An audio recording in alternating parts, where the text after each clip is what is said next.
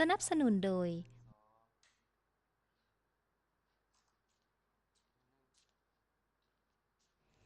สบายดีท่านผู้ชมขอต้อนรับทุกท่านเข้าสู่รายการเจาะจิ้มจานเด็ดมาพบกับข้าพเจ้าเป็นประจำเลยแพนทีนบุญพับพ้นหลงลาทับนาทีดำเนินรายการในมื้อนี้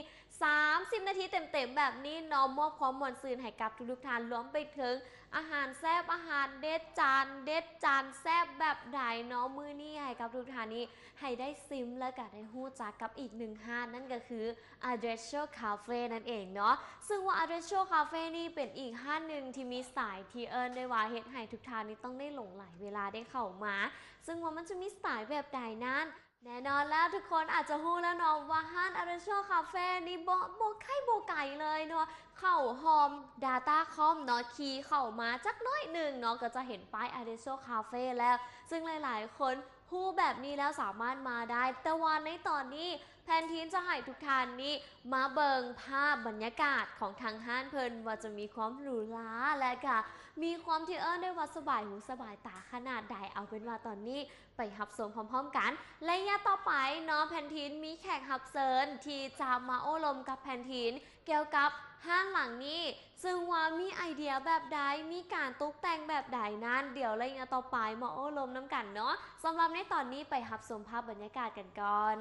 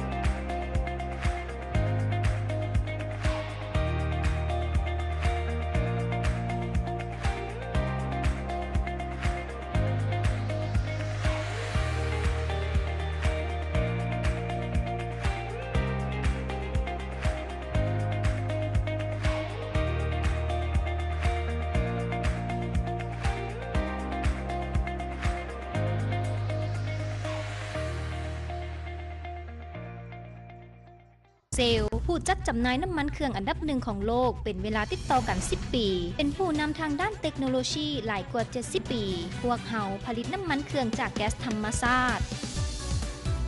ความสามารถของนวัตกรรมแม่นแนวใดช่วยเพิ่มประสิทธิภาพในการปกป้องและประสิทธิภาพในการขับขี่เฮ็ดให้มีตลาดใหญ่ที่รองรับหลายกว่า100แห่งยังบ่เชื่อแม่นบ่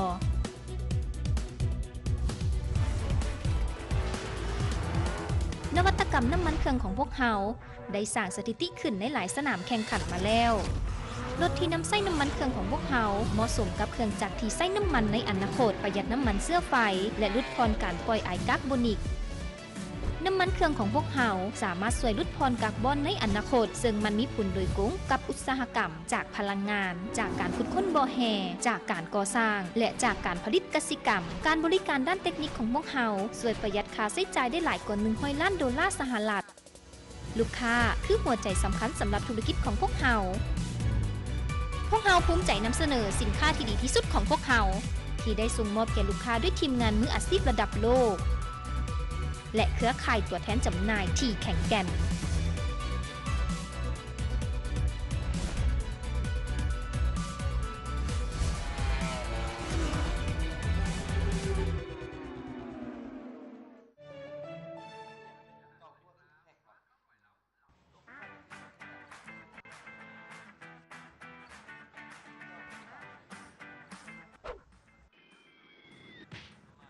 ตึ้งอย่างใส่หัววะ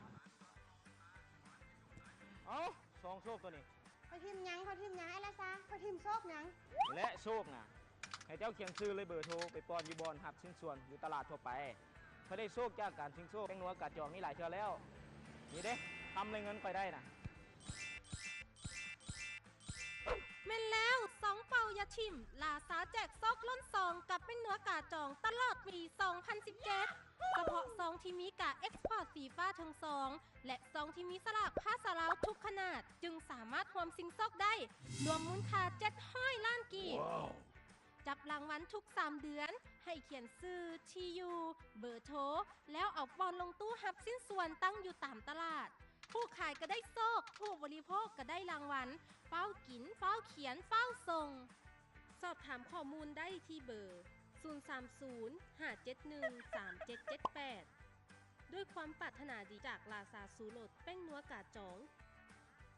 บริษัทลาวอะโกรเทคมหาชนผู้นำด้านอุตสาหกรรมปาล์มน้ำมันแบบครบวงจรในสปป.ลาว เจ้าของแกนพันธุ์ปาล์มพันธุ์ลาวเวียง เป็นพันธุ์ปาล์มพันธมิตรที่เหมาะสมสำหรับเพาะปลูกในภูมิภาค และอากาศของสปป.ลาว อีกทั้งยังเป็นผู้ผลิตและจำหน่ายน้ำมันก๊าซส่วนชีวภาพ ผู้ทำอิฐและผู้เดียวของประเทศ เพื่อเป็นพลังงานทดแทนสำหรับอนาคตของทุกคน นอกจากนี้บริษัทลาวอะโกรเทคมหาชนยังเป็นผู้จำหน่ายน้ำมันปาล์มกาคำที่ใส่ทอด จืดอาหารได้หอมกรอบแซ่บบ่มีคอเลสเตอรอลบ่มีไขมัน อุดมไปด้วยวิตามินอ e ีและสารต้านอนุมูลอิสระ บริษัทยังเป็นผู้จำหน่ายน้ำมะพร้าว100%กาโคคูที่ผลิตจากน้ำมะพร้าวสดแท้ ผ่านขบวนการผลิตที่ทันสมัยได้มาตรฐานสากล คงความสดชื่นจากธรรมชาติจนถึงมื้อผู้บริโภค ดื่มทุกมื้อดีต่อสุขภาพ และเหมาะสมสำหรับทุกเพศทุกวัย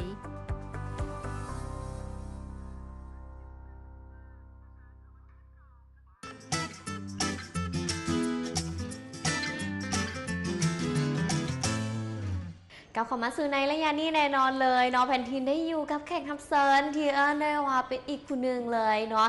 ที่จะมาโอ้ลมกับแผ่นทินในระยะนี้สบายดี โดยแนะนำตัวเองให้กับท่านผู้ชมได้รู้จักกันก่อน เจ้าเอ้ยซื้อดวงอุทัยราชวงศ์เนาะเป็นเจ้าของห้าง ดวงอุทัยราชวงศ์นั่นเองเนาะสำหรับในมื้อนี้ทางเอ้ยมีแบบมีแนวคิดแบบใดที่แบบว่ามาเปิดห้างอาหารแบบนี้ เจ้าการเปิดห้างตัวนี้เนาะเริ่มแรกเลยเลยก็เป็นคนมักหักเนาะในเรื่องการเฮ็ดอาหาร อือฮึ เลยก็คือว่าคันเฮามากแล้วก็คือสิสามารถเฮ็ดได้ดีเลยก็ถนัดเนาะเลยก็เลยคิดมาเปิดห้างนี้ขึ้นมาเจ้า แสดงว่าเฮ็ดในสิ่งที่เฮามัก จะได้มีการเต็มที่เนาะแล้วในเรื่องของการซื้อห้างนี่ Addresso Cafe นี่มันที่มามันมาได้แนวใด เจ้ามันมาจากการเป็นคำหนึ่งของภาษาอิตาลีเนาะ อือฮึ แล้วมันก็มีความหมายว่าปัจจุบัน อ๋อ มันก็มาจากตัวอักษรของแบบครอบครัวเอื้อยเอามาแบบ โดย ว่าต่อกันนะ อ่าฮะ แต่ว่ามันมีความหมาย อื มีความหมาย ม ดีเอื้อยก็เลยใส่ตัวนี้เลย ก็คือเป็นความหมายในลักษณะแบบคือปัจจุบัน เจ้าแต่ว่าปัจจุบัน คือคำว่า Addresso นี่เป็นปัจจุบัน เจ้าปัจจุบัน เนาะถือว่าเป็นอีกความรู้หนึ่งเนาะที่แบบว่าเป็นการตั้งซื้อห้านด้วยเอาการเอาภาษา เจ้า แปลภาษาอื่นมาการตั้งสื่อเนาะแล้วในเรื่องของการตกแต่งสายห้านเป็นสไตล์แบบใด เป็นแบบสไตล์ของยุโรป อือฮึ โดยเป็นก็แบบทรงเก่าของยุโรปแบบซีก็ โดย เห็นตามแบบปื้มนิตยสารไปเลยเดินทางอย่างสินะ โดย เห็นไปเลยก็เลยมัก อื นักแบบนี้ก็เลยเอามาเข้าในการตกแต่งห้างได้ แบบคือที่สังเกตเห็นเลยทั้งรุมเนาะก็จะเป็นอีกสไตล์หนึ่งแล้วอยู่ทางเทิงเนาะก็จะมีห้องเนาะในการที่จะตกแต่งห้างก็แบบเบิ้งแบบสไตล์แบบเรียบหรูเย็นหูเย็นตาจังสิก็จะเน้นแบบว่ามากับหมู่เพื่อนครอบครัวอี อื ก อฮึ ให้แบบนั่งสบายๆแบบซี่ จะเป็นแบบ โด ลั ย กษณะอบอุ่น อือฮึเนาะซึ่งทานสามารถสังเกตได้เลยว่าทางด้านลุมนี่แบบเป็นสไตล์ที่แบบทั้งเพดานเนาะก็จะเป็นไม้เนด้วยโคมไฟหรือว่าดอกไฟออกมาแนวแบบคลาสสิกนิดหน่อยนึงจังสีรวมไปถึงเรื่องโครงการสไตล์แบบหรูหราได้ว่าเป็น โมเดิร์นคลาสสิกเลยได้บอตัวนี้ เจ้ากับ ก็ประมาณนี้ รุ่นคลาสสิก โดย งานตลอดจ้ะ เนาะเบิงแล้วโบเบื่อว่าซันซานะเนาะถือว่าเป็นอีกสไตล์การตกแต่งอีกแบบหนึ่งเลยก็ว่าได้ที่ได้ว่าโบตามกระแสแต่ว่าเอาตามความที่ได้ว่าแต่งไปแล้วถ้าอยู่น้ำเฮาได้ดนๆที่เบิงแล้วโบเบื่อนั่นเองนี่มาว่าถึงเรื่องของการบริการอยู่ที่ทางห้าง Adesso Cafe เนี่ยเป็นเท่าใด การบริการของเราจะมีทั้งกาแฟเนาะ โดย เศร้าก็ขายอาหารเศร้า อือฮึ แล้วก็มีขนมเค้กเขาก็สามารถสั่งหักเห็ดเค้กวันเกิดอีกต่างๆเนาะ แล้วตอนสวยก็จะมีขายอาหารเที่ยง โดย ให้แล้วก็จะปิดห้างตอน5 โมง 5 โมงแรง เจ้าบริการหมดอาหารค่ำ แสดงว่ามีแต่เศร้ากับสวยเท่านั้นและนอกจากนั้นเขายังมีบริการอื่นอีกบ่ เจ้านอกจากนั้นเขาก็จะมีห้องสำหรับหับจองเนาะ โดย สำหรับองค์กรต่างๆ ที่ว่าจะมาประชุมแบบขนาดน้อย อือฮึ จัดงานสัมมนาอย่างต่างๆเขาก็จะมีห้องเนาะ อืม สำหรับห้องหับกับประมาณ25 คน โดย เต็มที่ห้องหับได้เนาะแล้วก็จะมีห้อง10สำหรับ10 คน ก็สามารถสั่งอาหารเที่ยงแบบว่าสิสั่งเป็นจองห้องล้มส่วนตัวอย่างได้เลย เนาะสื่อว่าแบบเป็นออกแนว private room เลยแบบนี้ก็ได้คือกัน ส่วนตัว เหมาะสำหรับทุกคนเลยเนาะหรือว่าองค์กรอาจจะแบบว่านัดลูกค้ามาจังสิสามารถที่จะมาจองห้องนี้ได้คืออยากให้ทุกคนเห็นสภาพห้องในตอนนี้เลยเนาะว่าเป็นในลักษณะแบบใดและเป็นทีคิดว่าหลายๆทานคงจะหมักและการถือได้ว่าเป็นห้องที่มีบรรยากาศดีและเหมาะสมสำหรับในการจัดงานสัมมนาบอโอ้ล้มปิดขนาดน้อยเนาะรวมไปถึงการนัดลูกค้าโอ้ล้มเรียกงานต่างๆ แบบนี้ก็เหมาะสมเช่นเดียวกันประเภทอาหารทางห้าง Adesso นี้มีประเภทอาหารหลากหลายประเภทหมดเลย เจ้ามีหลากหลาย มีทั้งเป็นอาหารเอเชียก็มี อือฮึ อาหารยุโรปเนาะผสมผสานกันไปเจ้า มีหลากหลายแบบค่ะสันสาแล้วมื้อนี้ทางอยากแนะนำเป็นเมนูแบบใดให้กับที่ได้ซิม ก็อยากแนะนำทั้งสองประเภท เหนื่อย จักหน่อยด้วยกันทางไปเบิ่ง ได้เนาะเดี๋ยวเอาเป็นว่าในตอนนี้ถือได้ว่ามีการโอ้ลมมาพอสมควรแล้วกันหลายๆทานคงจะได้หู้แบบคร่าวๆแล้วว่าในรูปแบบและก็การบริการต่างๆของทางห้าง Adesso นี่มีแบบใดแน่คือถ้าหากว่าทานใดที่สนใจเนาะสามารถที่จะมาติดต่อได้และก็มาสอบถามอยู่ที่ห้างเลยห้างเปิดตลอดเบอร์ไง เจ้าเปิด7 โมงเช้าหา5 โมง เปิดทุกมื้อเหมือน เจ้า กัน เปิดทุกมื้อ อ่า จันทร์ถึงอาทิตย์เลย นั่นแล้วสามารถที่จะมาสอบถามได้อยู่ที่ห้างเลยเนาะ สามารถโทรจองห้องก่อนได้เลย ได้สำหรับเป็นใครที่สนใจอยากจะโทรจองเนาะสามารถที่จะกดตามเบอร์ที่ขึ้นอยู่หน้าจอในตอนนี้ได้เนาะสามารถที่จะโทรได้เดี๋ยวเอาเป็นว่าในตอนนี้แพนทินจะขอพักเบรกกันก่อน แล้วในระยะต่อไปจะมาซิมอาหารน้ำกันเนาะว่าอาหารประเภทแบบนี้อยู่ที่ห้างเรโซนี่แซ่บขนาดไหนเนาะระยะต่อไปมาพบกันเด้อ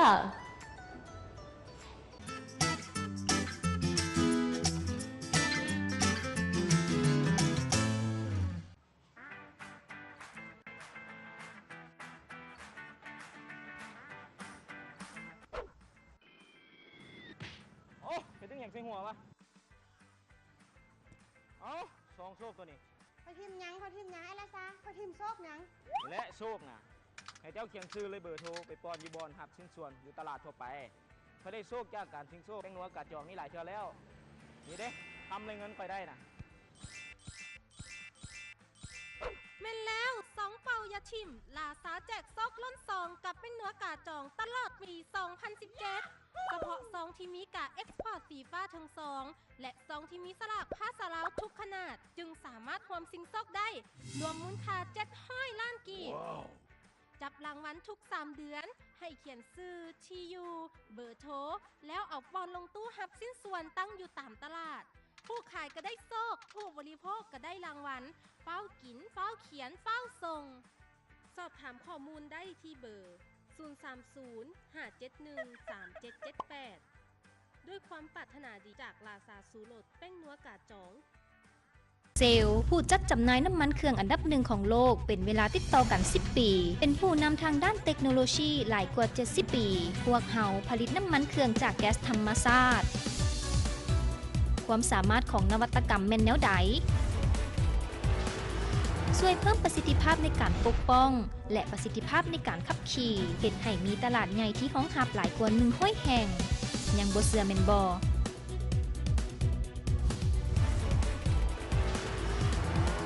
นวัตกรรมน้ำมันเครื่องของพวกเราได้สร้างสถิติขึ้นในหลายสนามแข่งขันมาแล้วรถที่นำใส่น้ำมันเครื่องของพวกเราเหมาะสมกับเครื่องจักรที่ใส่น้ำมันในอนาคตประหยัดน้ำมันเชื้อไฟและลดพรการปล่อยไอคาร์บอนิกน้ำมันเครื่องของพวกเราสามารถช่วยลดพรคาร์บอนในอนาคตซึ่งมันมีผลโดยตรงกับอุตสาหกรรมจากพลังงานจากการขุดค้นบ่อแห่จากการก่อสร้างและจากการผลิตกสิกรรมการบริการด้านเทคนิคของพวกเราช่วยประหยัดค่าใช้จ่ายได้หลายกว่า100 ล้านดอลลาร์สหรัฐลูกค้าคือหัวใจสำคัญสำหรับธุรกิจของพวกเราภูมิใจนำเสนอสินค้าที่ดีที่สุดของพวกเราที่ได้ส่งมอบแก่ลูกค้าด้วยทีมงานมืออาชีพระดับโลกและเครือข่ายตัวแทนจำหน่ายที่แข็งแกร่ง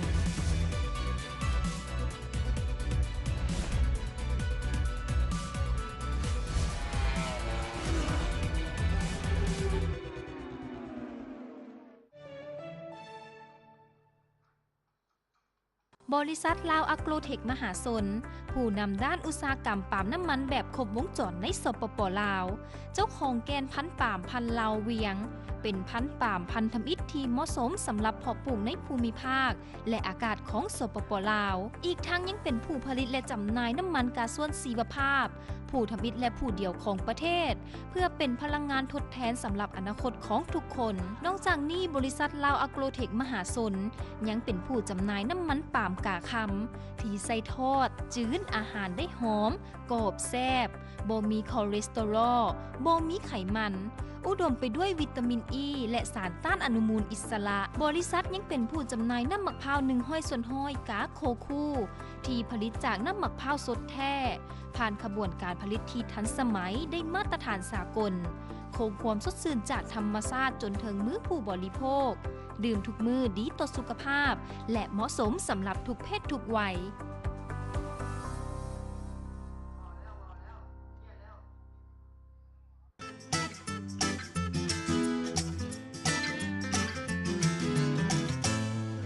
กับของมาซื้อในระยะนี้แน่นอนเลยเนาะหลายๆคนคงจะแบบว้าวมีอย่างเพนทินไววะ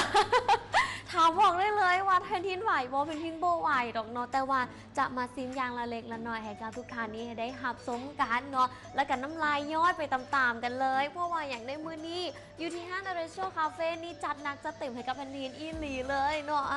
บ่ว่าจะเป็นประเภทอาหารเนาะและกับเครื่องดื่มทั้งของหวานก็มีเนาะที่เป็นเค้กในหลากหลายสไตล์ที่สามารถทานมาอยู่ที่นี่แล้วสามารถสั่งได้เลยเนาะเอาเป็นว่าในตอนนี้หูยถือได้ว่ามีหลากหลายเมนูพอสมควรเลยที่จะให้ทุกท่านนี้ได้ซิมน้ำกันเนาะทั้งอาหารเป็นแนวสไตล์โซนเอเชียแน่ก็มีเนาะโซนยุโรปแน่ก็มีหลากหลายอย่างหลากหลายแนวเลยแต่ว่าในมื้อนี้แผ่นทินจะมาเริ่มกันอยู่ที่โซนเอเชียกันก่อนเนาะเอาที่แบบหลายๆคนอาจจะเคยเห็นมาแน่แต่ว่าอยู่ที่บอกไว้ก่อนเลยว่าประเภทอาหารในแต่ละห้างนี้ก็จะแตกต่างกันไปแต่ว่าในมื้อนี้อยู่ที่ห้างนี้จะเป็นในลักษณะแบบใดเดี๋ยวเป็นทีมมาลองเริ่มตัวทำอิฐกันเลยนั่นก็คือเป็นสปาเกตตี้นั่นเองนี่ซึ่งบอกได้เลยว่าตัวนี้เป็นสปาเกตตี้แบบทะเลเนาะซึ่งอันนี้สมทะเลอีหลีได้ ทะเลแบบจัดหนักจัดเต็มเลยเนาะซึ่งในหนูนี่มันก็จะมีการประกอบด้วยปลาหมึกแน่กุ้งแน่แล้วก็รวมไปถึงหอยเนาะหลากหลายอย่างหลากหลายแนวเลยแต่ว่าในตอนนี้เป็นทิ้งขอซิมตัวนี้กันก่อน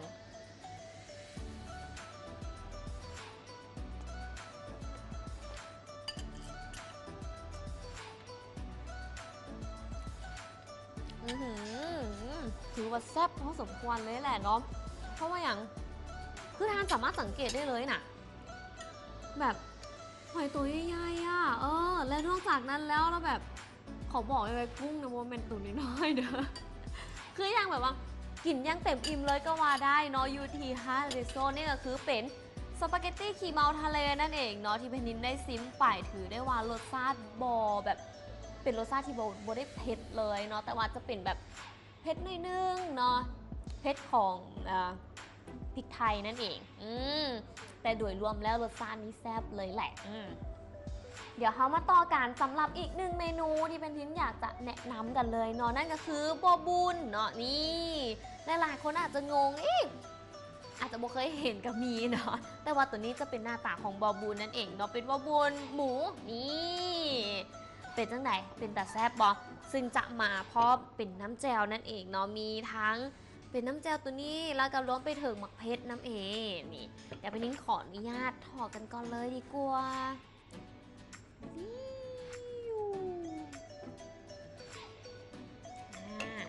รวมไปถึงหมักเพชรหน่อยนึง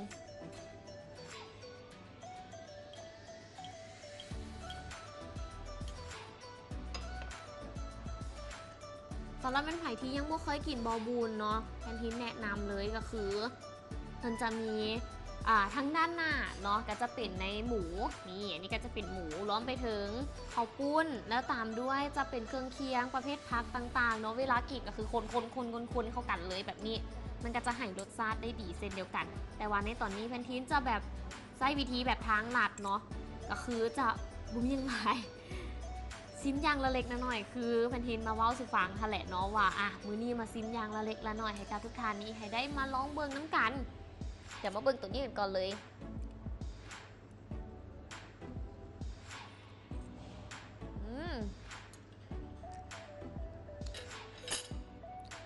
โหเป็นโบบุญที่แปลกขนาดเลยแปลกมองใดเนาะรสชาติแซ่บคือมันจะแซ่บแบบเวลาเขากินแล้วมันจะมีแบบของกินกะลีออกมารวมไปถึงน้ำแจ่วที่เวลาพินทินถอกใส่วังกี้นี่เนาะมันจะเข้ากันและกันลงตัวได้ดีเลยนี่แหละเนาะและนี่ก็คือเป็นเมนูบอบุญหมูนั่นเอง เอาล่ะมาอีกหนึ่งประเภทนั่นก็คือจะเป็นสลัดเนาะเป็นทินจะแนะนำเป็นสลัดอีกหนึ่งแบบนั่นก็คือ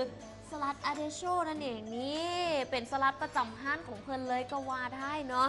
ซึ่งบอกไว้ก่อนเลยว่าในแต่ละฮาร์ดเนาะสลัดนี่คือเป็นน้ำหวดสลัดนี่ก็จะแบบแตกต่างจากกระไตเนาะรวมไปถึงสูตรลับต่างๆนานาแบบนี้สูตรอยู่ที่ห้านนี่จะเด็ดขนาดใดเดี๋ยวเป็นทีมาเบิ่งกันก่อนเลยมาเบิ่งถึงในการตกแต่งเลิศไฮเนาะเลิศไฮพอสมควรเลยเนาะจะเป็นแบบคล้ายๆแบบว่าสังเกตว่าเวลาเป็นทุกทานที่มาแต่ละฮาร์ดเนาะในเรื่องของการตกแต่งต่างๆแบบนี้ก็จะเป็นในลักษณะที่แบบว่าให้เข้ากับห้านของเพลินเนาะรวมไปถึงแบบมีดอกอัญชันต่างๆนานาแบบนี้รวมแล้วกันมีเป็นขนมปังอย่างจริงสิเดี๋ยวเป็นทินมาขอซิมกันก่อนเลยสำหรับในตัวนี้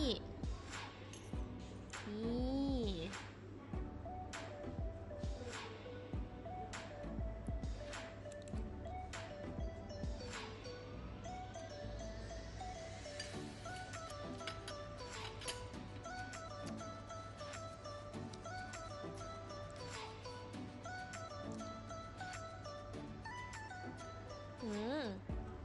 เป็นรสชาติที่แตกต่างขนาดเลย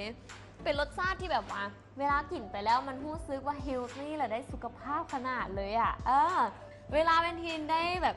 เวลากินเข้าไปนะจะรู้สึกได้เลยว่านี่คือแบบเป็นน้ำสลัดที่เพลินได้มีการผสมผสานของน้ำมันมะกอกอยู่น้ำเนาะแต่ว่าในนอกจากหั่นแล้วคือเป็นทินบ่ฮู้เลยเป็นทินเดาบ่ออกมามีอย่างแน่แต่ว่าที่สัมผัสได้คือมีน้ำมันมะกอกเวลาเขากินแล้วมันจะแบบ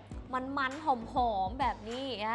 ให้ได้เขาแบบรู้สึกแบบว่านี่คือเป็นแบบประเภทอาหารที่เฮลตี้และก็สุขภาพนั่นเองเนาะอีกตอนนี้รู้สึกว่าน่าจะครบแล้วเนาะสำหรับเมนูอาหารประเภทของทางด้านเอเชียของพวกเขามาเบิงแนวสายยุโรปกันแน่เนาะจะมีอยู่3อย่างนั่นเองเนาะเดี๋ยวไปทินขออนุญาตเริ่มตัวทำอิทกันเลยนี่ตัวทางด้านหน้าของแพนทีนเนาะก็จะเป็นข้าวจีกระเทียมอบชีสนี่ฟังเรื่องชีสขึ้นมาแล้วแบบตาแบบวิงขึ้นมาเลยนี่เดี๋ยวไปทิ้งขอตัดตอนน้อยๆแล้วซิมดีกว่าซึ่งแม่นไผ่ทีสั่งเมนูตัวนี้มาเนาะแพนทินขอแนะนำเลยเวลาได้มาปุ๊บแล้วเคี่ยวกินเนาะเพราะว่ามันจะเห็ด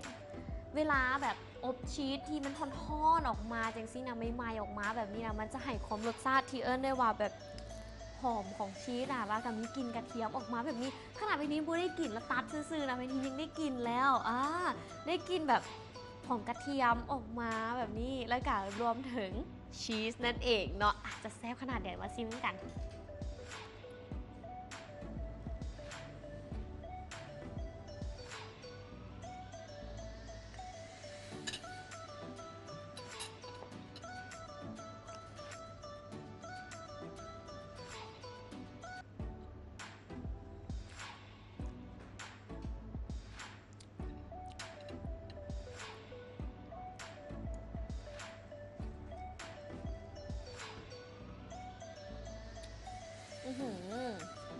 แซ่บพอสมควรเลยเนาะบอกไว้ก่อนเลยว่าเมนูตุ๋นทางด้านหน้าของเมทินนี่แบบเด็กน้อยมากินจะกระทึกใจนะเพราะว่าอย่างคือมันได้สุขภาพแน่นอนเลยประโยชน์ของกระเทียมเนาะกระเทียมมันจะให้เรื่องของว่าถึงการบำรุงสุขภาพอยู่แล้วนอนแล้วไม่ถึงชีสแน่ที่แบบเด็กน้อยมากแบบนี้แบบเป็นเมนูที่แบบผู้ใหญ่กินได้เด็กน้อยกินดีอะเมนูนี้น้องแพนทินขอแนะนำเนาะกับข้าวจีกระเทียมอบชีสนั่นเองมาเบิ่งเมนูต่อไปเลยแพนทินอยากจะแนะนำนี่คือเป็นทาโก้นี่แพนทินขออนุญาตใช้มือเลยเนาะสำหรับทาโก้นี่หลายๆคนอาจจะเห็นแล้วตกใจว่าเฮ้ยนี่ทาโก้นี่กินจังใดเนาะบ่มีอย่างหลายเนาะเพิ่นจะมาให้กับซอสเนาะในรูปแบบ2อย่างนี่ก็คือคุยลงไปเลยนี่คุยแล้วก็กัดไปเลยคือทางด้านหน้าที่ทุกท่านเห็นตัวนี้ก็คือจะเป็นชีสนั่นเองรวมไปถึงผักสลัดแน่หมักเลนแน่อยู่ในนี่มีอย่างอีกจะไปทินซองมึงก่อน มีซีนน้ำนอนในนี่เดี๋ยวต้องมาลองเบิ่งว่ามันเป็นเท่าไหร่อันนี้คือน้ำซอสที่เพิ่นให้มาว้าว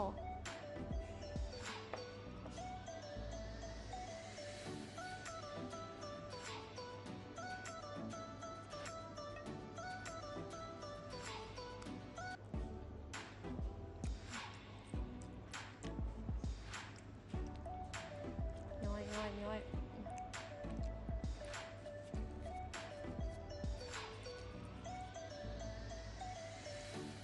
เนาะเวลากินแล้วเขากับปลาไปคืนก่อนเพราะว่าเขาซิม เอาล่ะเนาะเดี๋ยวเพนทินจะมาเล่าสู่ฟังกันเลยดีกว่าเนาะว่ามันเป็นรสชาติแบบไหนคือทาโก้นี่เพนทินตามที่เพนทินได้ฮู้มาเนาะน่าจะเป็นอาหารประเภทเม็กซิโกนะเป็นประเภทอาหารที่ได้ว่าเป็นอาหารแบบฟาสต์ฟู้ดนะที่เวลาเขาเจ้าแบบฟ้าวด่วนอย่างซี่แล้วก็เอาอันนี้สั่งอันนี้แล้วก็มากินอิ่มได้ประโยชน์ดีต่อสุขภาพเนาะรวมไปถึงแป้งเนาะแป้งของเพิ่นอยู่ทางห้านอาเดโซนี่จะเป็นแป้งในลักษณะที่ได้ว่าแบบมันจะบ่เป็นว่ากรอบแบบกรอบแข็งอะแท้ว่าน่ะมันจะเป็นกรอบเล็กน้อยเนาะแล้วรวมไปถึงแบบนุ่มๆขึ้นมาน้ำเวลาเขากัดกินไปแล้วมันจะเห็นความรู้สึกที่แบบว่าเห็นความรู้สึกที่แตกต่างและเป็นอาหารเม็กซิโกได้เลยอะตามด้วยเมนูสุดท้ายที่มาถึงในตอนนี้เนาะหลายๆคนอาจจะแบบว่าเฮ้ยเมนูนี้คักนะ เป็นที่ในว่าเฮ็ดให้หลายๆคนนี่แบบอยากจะลองชิมมึงแล้วบอกไว้ก่อนเลยว่าจานใหญ่ๆตัวหนาทางด้านแพนทีนนี่เดี๋ยวพี่เนี่ยให้เบิ่งเลยเนาะในตอนนี้คือทุกท่านเห็นเนาะเอากล้องซูมมาใกล้ๆเลยก็ได้เนาะคือจะเป็นสิ้นงัวนิวซีแลนด์นั่นเองนี่แพนทินอยากให้ทุกคนได้เห็นเลยเนาะก็คือจะเป็นแบบเอากล้องซูมเข้ามาใกล้ๆเลยในตอนนี้จะเห็นแบบถึงความแบบว่าว้าวนี่คือสิ้นงัวนิวซีแลนด์เนาะแพนทินอดใจไม่ได้แล้วต้องได้ซิมแล้วเนาะเป็นคนหนึ่งที่มักเรื่องของการกินสเต็กไลน์นะเดี๋ยวต้องมาซิมกันแต่ผู้สึกว่าห้านนี่แบบบุขี่ทีไอตอนใหญ่ๆเนาะกินคนเดียวแบบกินจะท้องแตกเลยก็ได้วันนี้นะสำหรับในตุ่นนี้ได้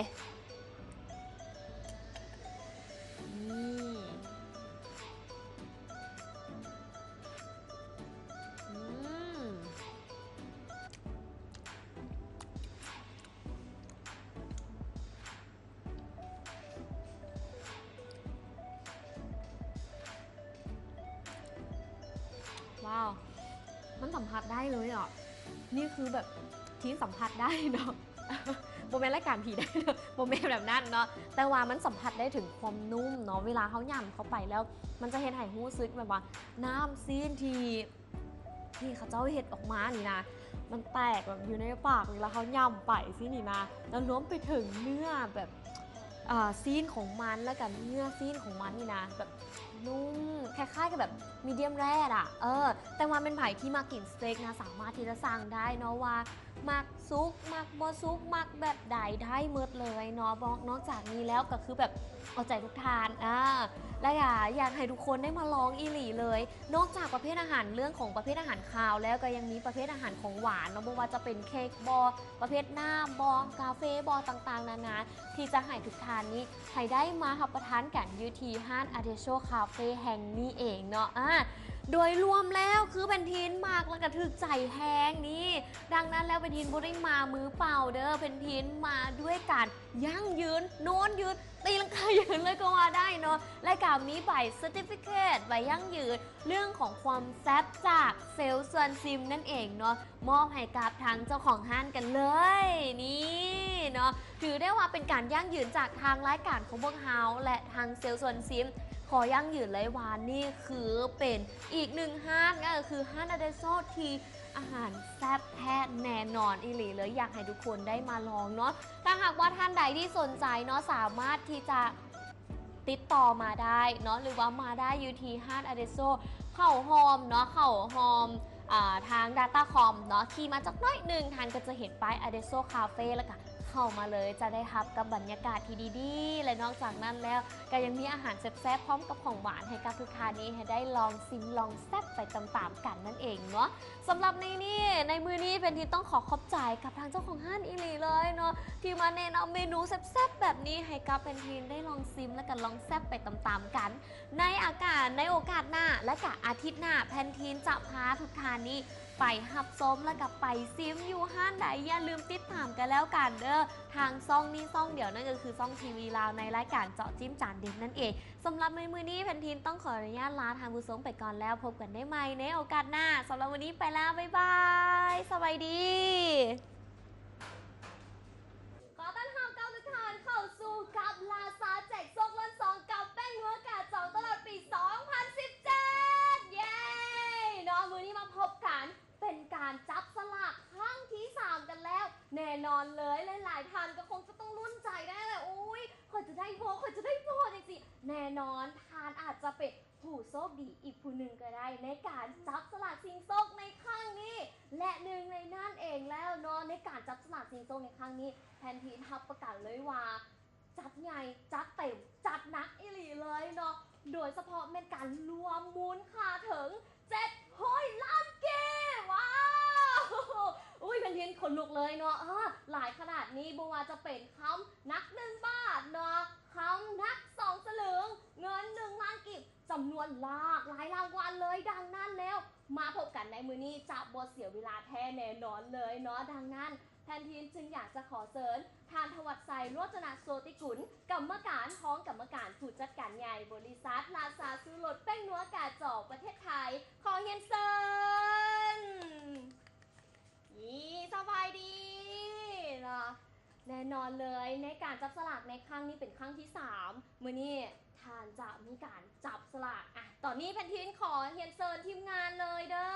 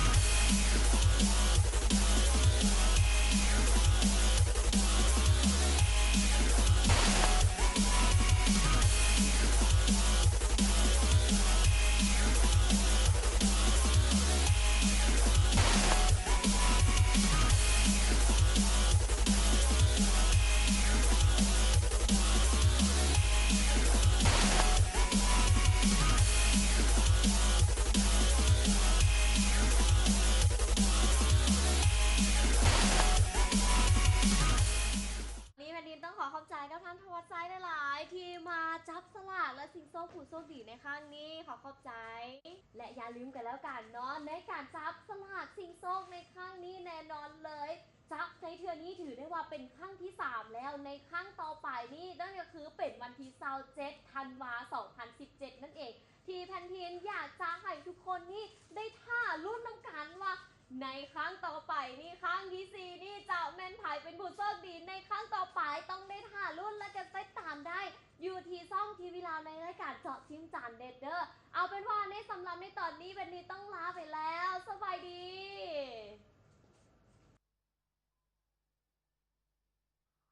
สนับสนุนโดย